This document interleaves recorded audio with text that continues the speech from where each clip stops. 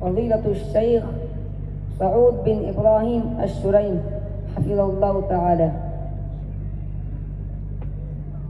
ولقد آتينا إبراهيم رشده من قبل وكنا به عالمين.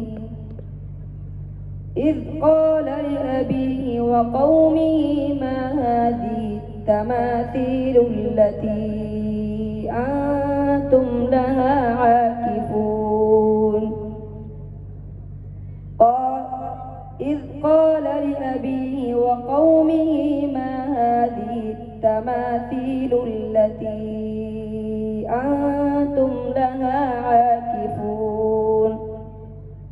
قالوا وجدنا آباءنا لها عابدين. قال لقد كنتم أنتم وآباؤكم في ضلال مبين. قالوا أجئتنا بالحق أم أنت من اللاعبين؟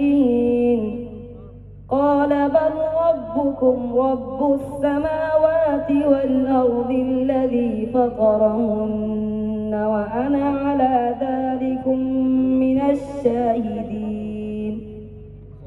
وتالله لأكيدن أصنامكم بعد أن تولوا مدبرين.